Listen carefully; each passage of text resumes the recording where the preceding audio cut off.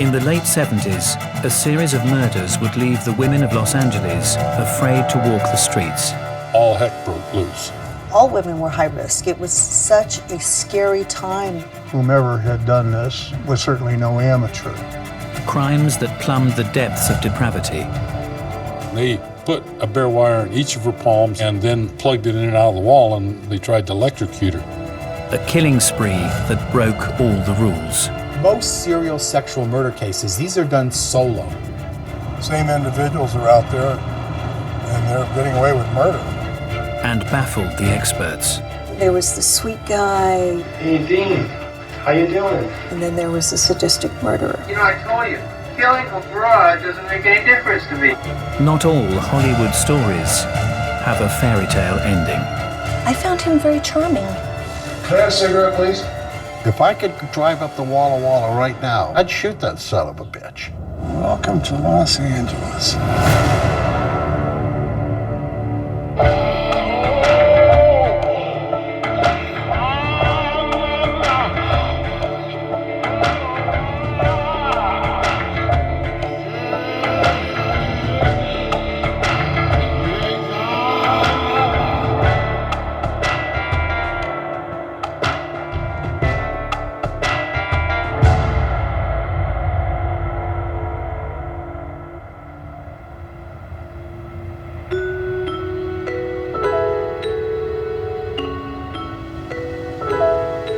When you say Hollywood, there's a perception out there. It's this glamorous place where all the movies are made and the stars live. Well, that's really not true. There's seedy areas of Hollywood. Nothing's changed. Just the faces, but the same type of actions going on right now. It's been that way forever. In 1977, Hollywood's dark underbelly would be exposed to the world. It was the time of disco and night-clubbing, and while women were sexually liberated, they still were not viewed as full-fledged citizens in many ways. And prostitutes were still viewed as whores and not as victims. In the late 70s, Lois Lee founded Children of the Night, a charity dedicated to rescuing children from prostitution. Who knows what they're going to be when they grow up? Raise your hand. I want to be a social worker. A social worker. Do you want to work with kids? Kids like yourself? The most common age was 19, and that was true on the streets of Hollywood. It just seems to draw a lot of transient type people to it. Young people that either run away from home, no matter where, from the Midwest, the East Coast, wherever, and they end up on the streets selling their body for a place to sleep. One such teenager working the Hollywood streets was Yolanda Washington, prostituting to support herself and her baby son. Her friends had called me and asked me to help her when she was in a Beverly Hills courtroom. She seemed to be like a nice girl who was trapped in prostitution. By the time I got to the courtroom, she had already pled guilty and was going to jail for 10 days and was supposed to call me when she got out of jail. She never did. On the 17th of October 1977, Yolanda Washington's whereabouts were discovered. Her friends called and said she was dead, found nude on a hillside. At the side of the road, near Hollywood's famous Cemetery to the Stars, Yolanda lay naked and dead.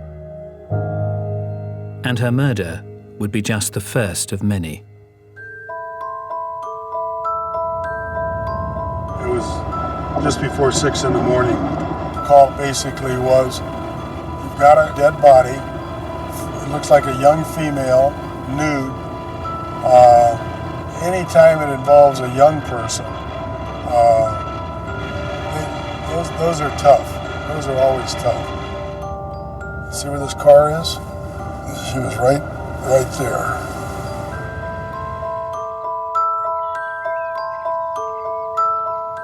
She was found up here in this ice plant bedding type material.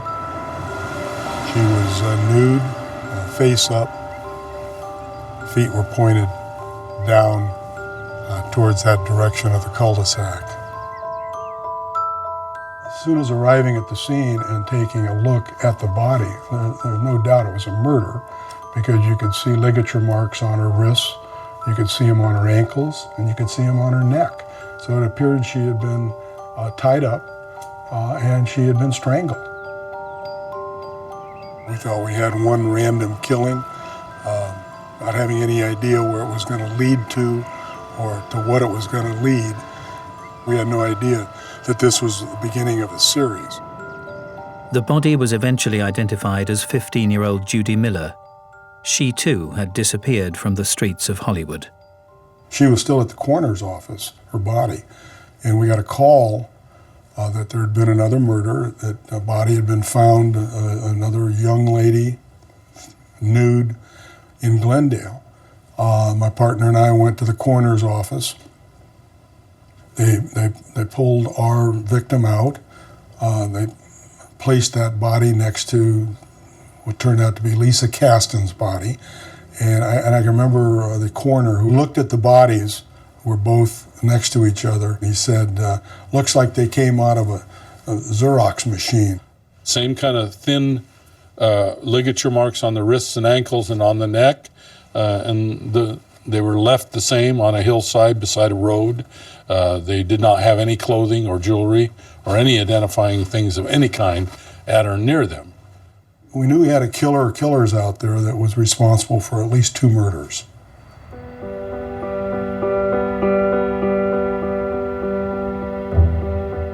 And the tally was about to increase. It was on a Sunday. I believe it was November 20th, 1977. Got called out to a nude body found in a bush in the Highland Park area. A young girl in her early 20s, obviously deceased, had ligature marks on her wrist and ligature marks on her ankles, and obviously ligature marks around the neck. It appeared to me that she'd been strangled. The dead girl was 20-year-old art student Christina Weckler. Her father came down to Los Angeles, and I met with him, and that's probably the most displeasing thing about working homicide, is having to sit and talk to the mother and father of the victims.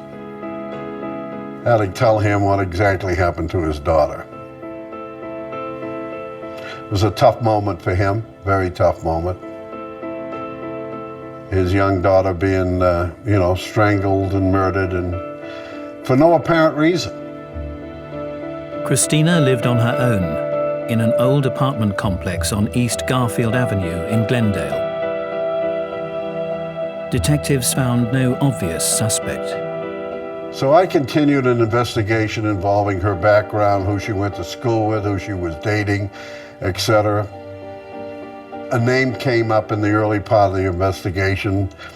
A name by the name of Kenneth Bianchi came up. And I recall that I got that name from probably one of her notebooks. And one of the interesting comments that she made in that notebook about Kenneth Bianchi was that he was like a used car salesman. Christina Weckler had met Kenneth Bianchi when he was a neighbor at the Garfield Avenue apartment block. It was a meeting that had cost her her life.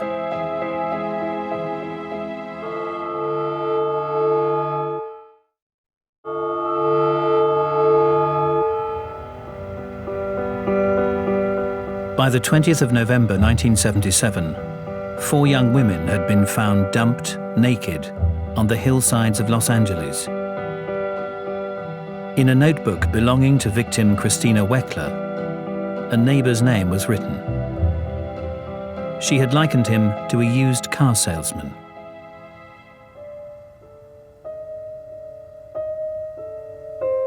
Kenneth Alessio Bianchi was born on the 22nd of May 1951 in Rochester, New York, the child of a prostitute. His biological mother doesn't want him. gave him to a neighbor to take care of for a day, who gave him to another neighbor to take care of for a day, to another neighbor. Basically, for 4 months, there was no bonding. Ken was adopted by Frances Piccioni.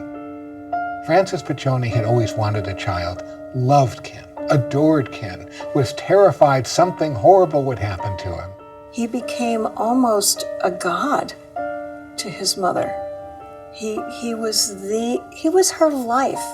She was terrified he was going to get sick and die, so she's constantly having him checked.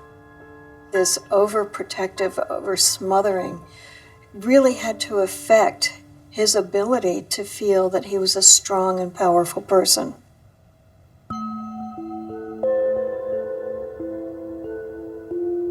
She fixated on urinary tract infections. I don't know why.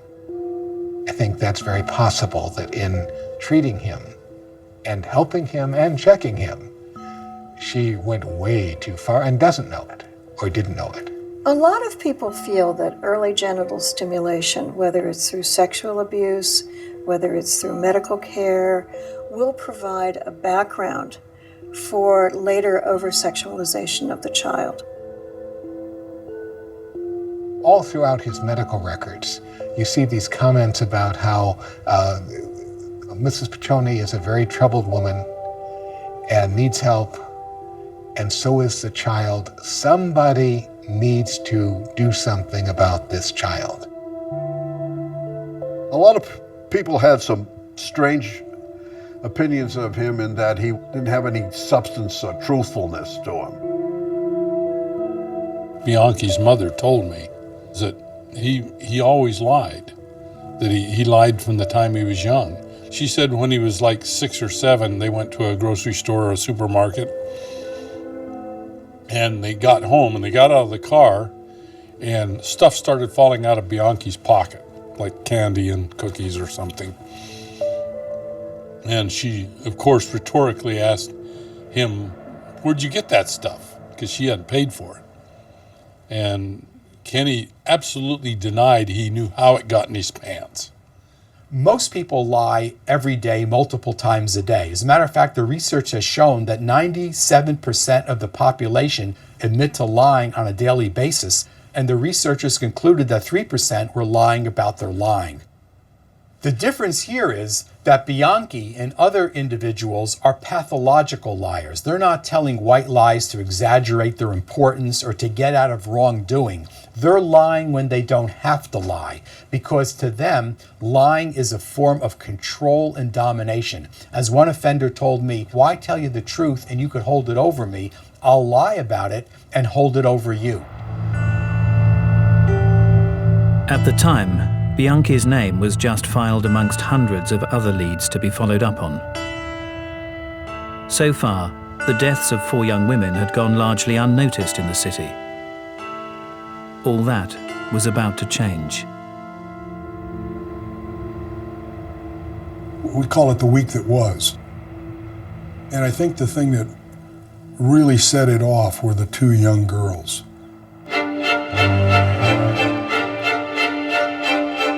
12-year-old Dolores Cepeda and her 14-year-old friend Sonia Johnson had gone missing after a shopping trip to the Eagle Rock Plaza. They were found on a hillside. It was near a major thoroughfare. It was right above the Interstate 5 freeway, one of the biggest arteries in Los Angeles. Their bodies were found in a trash dump. The young kids that found them thought they were mannequins to begin with. When you become involved in that kind of crime scene, you develop a lot of hate for the perpetrators. Righteously so. Professionally, you're not supposed to do that. But we do.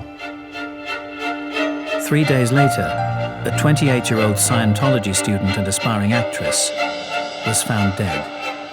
Jane King's body was discovered along the freeway. Jane King was picked up in Hollywood after she left a place in Hollywood, this acting kind of studio. And within a week, 18-year-old business student Lauren Wagner was found dumped on a hillside drive. When Lauren Wagner got killed, all heck broke loose. When she was discovered, there was evidence in the palms of her hand that something had happened. She had burn marks in each of her palms. They didn't know exactly how those were caused, but it had some appearance of some kind of torture. The media dubbed the mystery killer the Hillside Strangler. The case terrified Los Angeles. The people in the city became really, really uptight and scared. People were buying guns, people were taking all kinds of lessons in karate. It was frightening for a lot of women. When the nature of Lauren Wagner's abduction was revealed, the terror escalated. There were two witnesses who said it looked like it was a police detective arrest in front of the house, and that's when people really began to be scared because, man, who can you trust? We were looking at a policeman because there was no resistance, and we believed that somebody in a position of authority was confronting these girls. When they first started, people thought, well, it's mostly people involved in prostitution and stuff like that, but Lauren Wagner was a girl going to college. She was within in the block of where she lived when she was abducted. And that just scared the heck out of everybody in town then, because it could be anybody. All women were high risk. It was such a scary time that the police told women that they did not have to pull over if a police officer was trying to pull them over. They could just go home or wherever they were going and call in. So there was a lot of pressure put on us to solve this case. Detectives were left wondering where and when the strangler might strike next. The pressure of a case like that is self-imposed. And then as they go on, that just multiplies because, you know, the same individual or individuals are out there and they're getting away with murder. And the Hillside Strangler wasn't about to stop, committing a crime that would send shockwaves through the city. It was really considered a really brazen murder.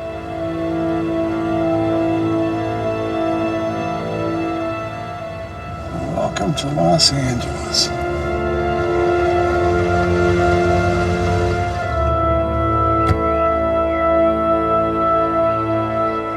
This is the location where Kimberly Martin was found.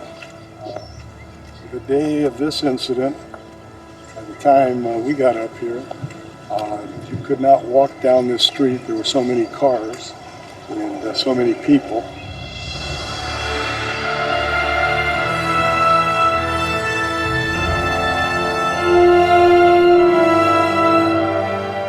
They dumped her body down this big vacant hill and left her kind of spread eagle facing all of downtown Los Angeles.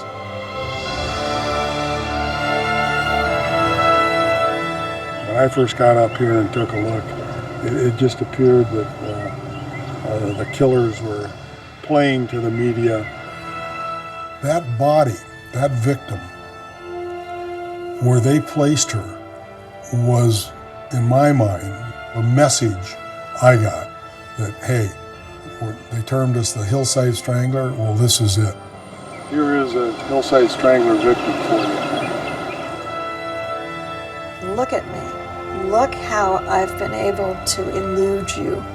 Look at how I have been able to demonstrate the skill of my homicides. Look how great I am, is what happens when people are displayed. The so-called Hillside Strangler had claimed the lives of 9 young women, and the killing was far from over.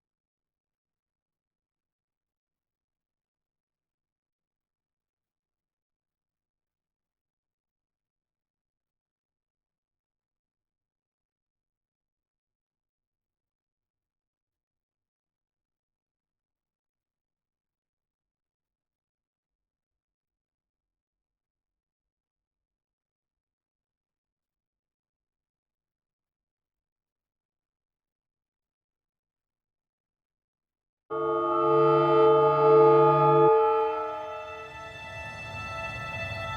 the last 2 months of 1977, the so-called hillside strangler had abducted and murdered 9 young women, brazenly dumping their naked bodies for all Los Angeles to see. Then, as quickly as they had begun, the killings stopped. And we wondered, Jesus, what happened? They moved, they're in jail, in custody, they die. We didn't know. And then all of a sudden we had the Hudspeth case.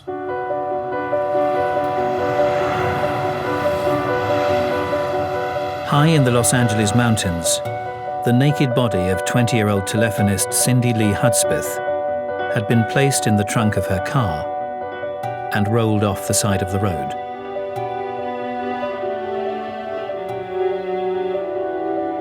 The killing confirmed an awful suspicion that investigators held, something virtually unheard of in the annals of serial killing.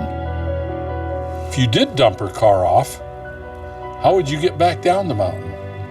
You wouldn't want to walk. You'd be so conspicuous to be all these people would see you driving, and it could easily be a police car or a highway patrol car come by there and see you walking it at night. Somebody wouldn't do that. It just wouldn't make sense. So you pretty much know that there was a second car. The killer was not acting alone. Most serial sexual murder cases, these are done solo. These are private things because the individual's own deviancy is something that he doesn't understand. He doesn't share this with anybody.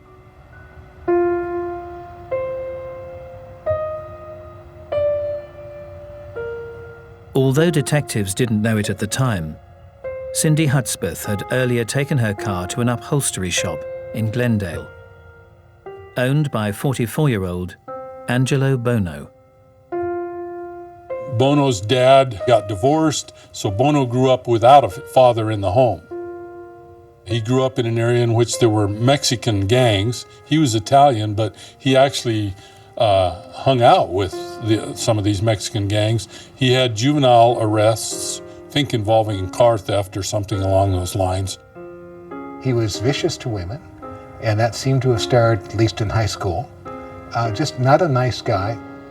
He showed a definite, almost hatred of women. We know that he was very sadistic. He loved inflicting pain. It had to come from his childhood. There had to be something he witnessed or experienced or was given access to or fantasized about that he was able to put into practice as he became an adult. But we don't know about it. Buono married at 20, but his brutality meant it ended in divorce. 3 more unsuccessful marriages followed. As an adult, he worked at times in car dealerships, probably doing some mechanic or upholstery work. At some point, he became adept at doing upholstery work, and so he opened up this car shop in Glendale in which he did that kind of work and became known for his artistry. He's a guy that lives by the mafia code. He always thought he was a macho Italian mafia guy. The oversexed Buono slept with many of the local young girls, including his son's girlfriends. Many willing partners offered themselves to the man who'd become known as the Italian Stallion. There was nothing attractive about him physically, but his attitude, his sense of strength, his sense of this is who I am, the confidence that he had, that can be extremely attractive to people. But Buono's sexual and sadistic nature was always apparent. He, along with several other people, including his sons, would go to Hollywood and flash badges on prostitutes, pretend to arrest them, and get a big laugh out of it. At the time, Angelo Buono was not a suspect for the police. In fact, 10 women were dead, and they still had no clear leads. Obviously, you don't want to see anybody else hurt. And as it goes on longer, you want to, you really want to get this individuals off the street. But there's something that'll pop up in your head that'll say, give us one more chance. which is a sort of a macabre, bad thing to think that somebody else has to die to solve this. But yeah, I think anybody that's been involved in a series that goes on as long as this would be lying to say that thought didn't cross their mind. But the next bodies would appear not in the hills of Los Angeles, but 1,200 miles north, in the quiet bayside community of Bellingham, Washington. A double murder of students Karen Mandick and Diane Wilder. They were roommates, they were both schoolmates at Western Washington University. The two friends had been missing for a day when Karen's car was spotted parked on a hillside. We approached the vehicle and could see the two bodies in the hatchback of the vehicle.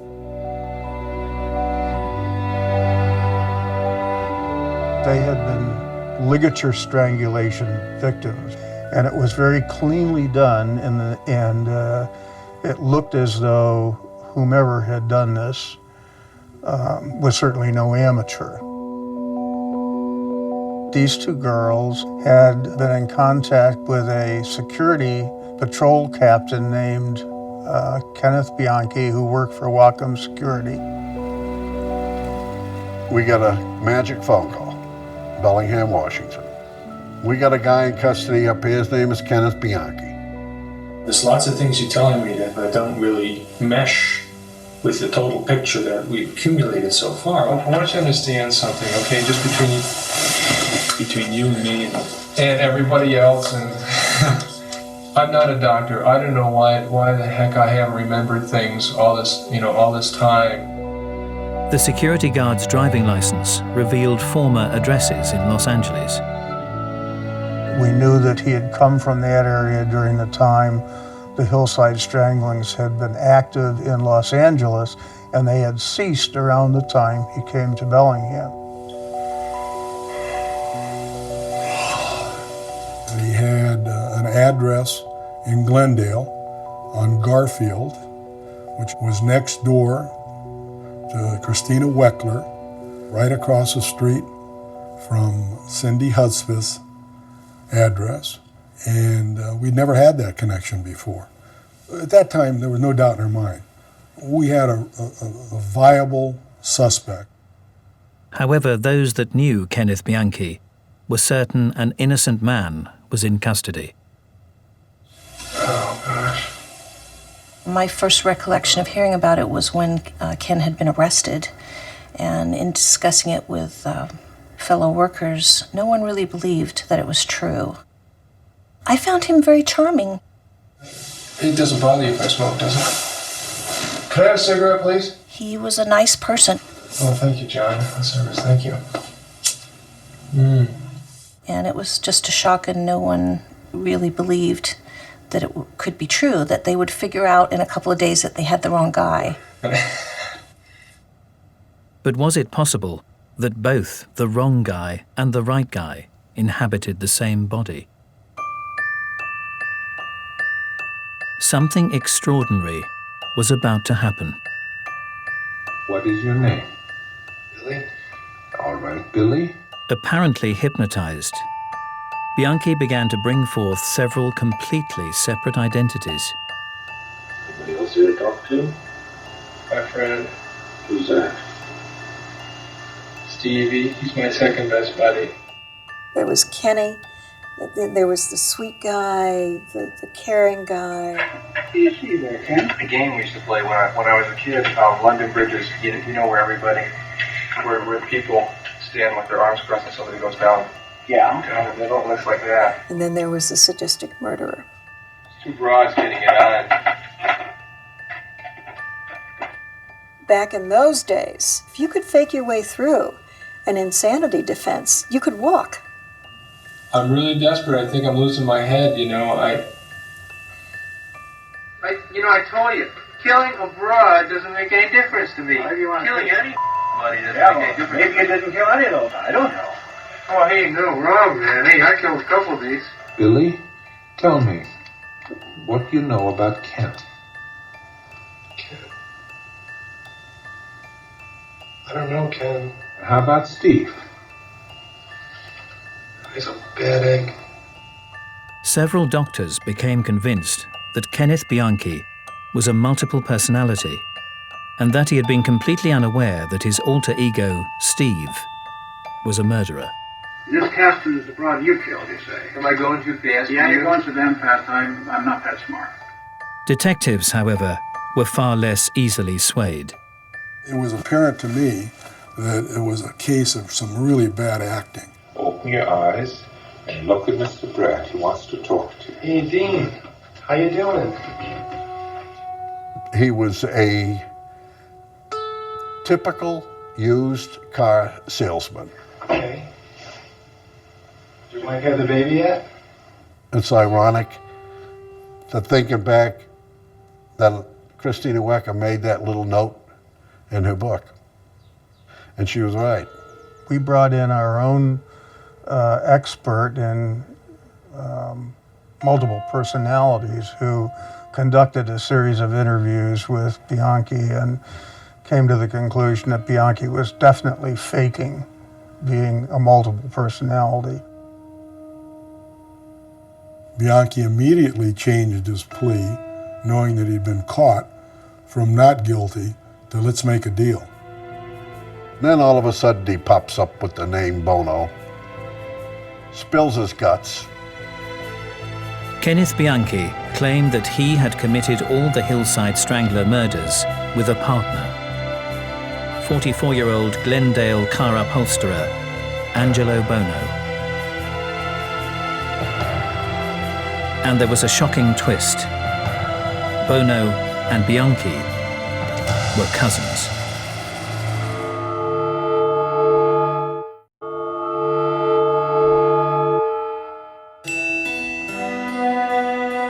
In 1979, after being caught for a double murder in Washington state, Kenneth Bianchi had revealed that he had committed the infamous Hillside Strangler murders with another man, Los Angeles car upholsterer Angelo Buono.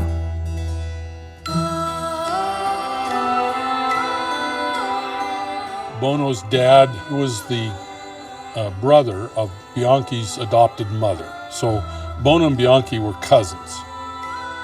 In return for avoiding the death sentence, Bianchi offered to tell the full, shocking story of his and Buono's crimes and testify against his accomplice. Bianchi grew up in Rochester, which at that time was not really an engaging place. And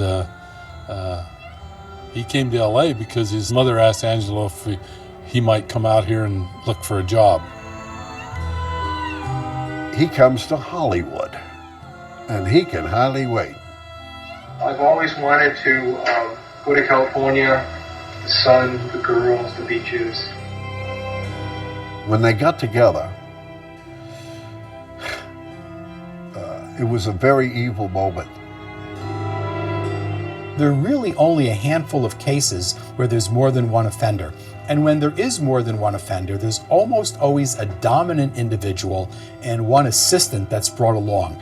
In the Hillside Strangling case, it seems that Buono was the dominant person in terms of sadism and so on, but Bianchi wasn't far behind. He met his sexual predator cousin, Buono, who he admired initially. He looked up to this guy. He thought he was wow, look at the way this guy handles women. Buono treated women like they were a dirt possession, a possession that you use. Soon after arriving in Los Angeles, Kenneth Bianchi attempted to get a job with the police force. I like to work with people, and I like doing things for people. And I can't think of any job where you would come more in contact with people in the law enforcement field. And that's what I want the most out of life, because I want something I'm going to be happy in, something that I'll be satisfied in, something I can make a career out of. I think it's just my teeth into it. Rejected by 2 police departments, Bianchi instead decided to embark on an alternative career with his cousin. They had two 16-year-old girls that Bianchi brought to Buono. And they eventually used these two girls as the core of an out-call prostitution service. These guys were horrible. They terrified these girls. They did take them out to a warehouse to have sex with a group of men that they told were the police. Whether they were or they were not, I don't know. When one of the girls ran away, they took a cat and they killed a cat and sent it to her in a box and wrote on it that you're a dead pussy. They were bad guys. When both girls eventually fled the city, the hillside stranglings began, with the murder and dumping of prostitute Yolanda Washington. Bianchi explained to law enforcement how the crimes had been committed at Buono's house. His house was an old house right next to a car wash. Behind his house was a large former garage that was now his upholstery shop. They took all but Yolanda Washington to that house. They would place them in a certain chair. They would eventually strip them of all their clothing. Whatever one, and not all the time, both of them, would sexually assault the victim. And then they would strangle them with a ligature. Took everything on the body of any identification, clothing, or anything, put it in a trash bag, and then just put it in a dumpster nearby. They would then haul the body out into the car area in front of the shop and put the body in the trunk. And then they'd drive car. In each case, they drove to a different area and dumped the body. Using fake police badges and ID, the two cousins would prowl Hollywood looking for victims. Bianchi's description of their abduction of aspiring actress Jane King offers a chilling insight into their ruthlessness.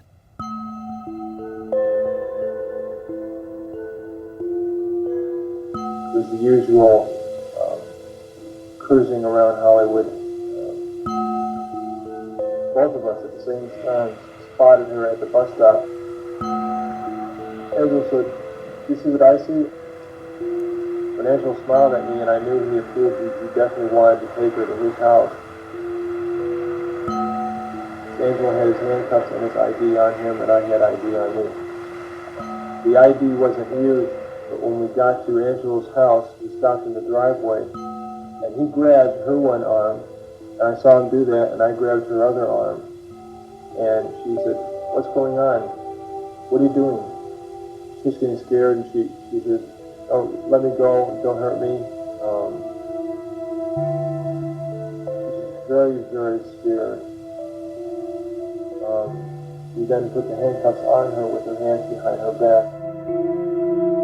After taking her into the house, Buono and Bianchi took it in turns to rape their captive. I said, "Now what?" And he said, "Now we gotta, do her in." He said, "You want to do it? You want me to do it?" I said, I guess I'll do it. Jane King would be found dumped at the side of a road, just yards from a busy golf course. Bianchi not only admitted rape and murder, but also torture. The Weckler girl had been injected with Windex, and also they had attempted to gas her with natural gas. And he provided the explanation for the marks found on Lauren Wagner's hands. They put a bare wire in each of her palms and taped that around to her hand, and then plugged it in and out of the wall and essentially tried to electrocute her. Together, the Hillside Stranglers had taken the lives of 10 women.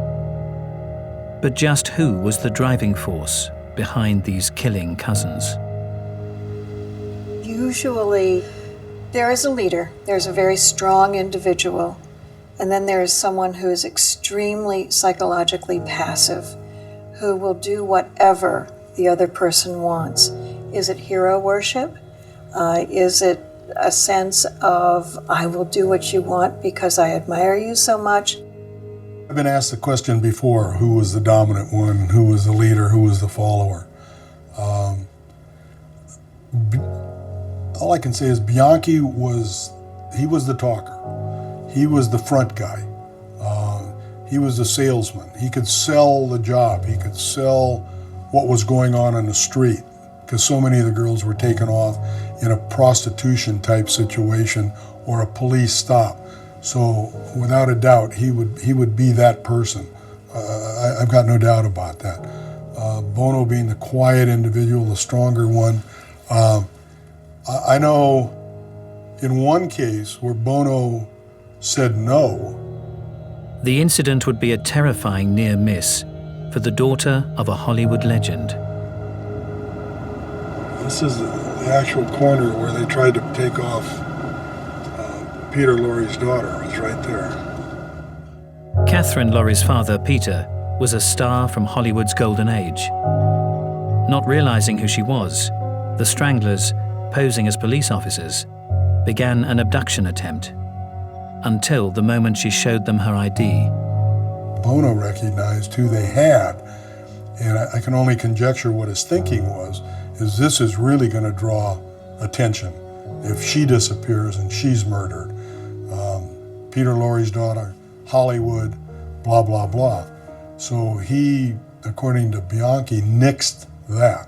So shows me a little bit where he called the shots as far as yes or no, or gave the final okay. So what had brought Kenneth Bianchi and Angelo Buono to rape, torture, and murder a dozen unsuspecting young women? Were they simply born killers? I'm not sure they're two of a kind because they're not alike, and they had different roles in all of this. But they were together. They were really scary. First off, you've got the sociopath with Angelo. Buono was a rotten SOB. He was simply not a nice guy. Buono was just a sexual pervert with sadistic tendencies who let them go beyond any bounds at all. Sexual sadism is an arousal pattern that's deviant. Most rapists rape when they're in a committed relationship with a wife or girlfriend. It's not that they can't have sex, it's that the control and domination is all part of what's arousing sexually. And this is certainly the case with Buono. Bianchi, I really think that it'd be his urge to kill probably predominates on him. And it would be very hard for him to live without having that dark urge. You start with a kid who has no bonding, and that's a huge issue. And that's external, that's not internal. If a killer was formed, or if an individual who could act without the same conscience that we have, I think that's where it occurred. With Bianchi, there appears to have been that sense of I have to kill. He killed a lot of people in a very short period of time, and killed them, and with his compatriots' help, in vicious, vicious ways, and didn't even stop when he moved his geography.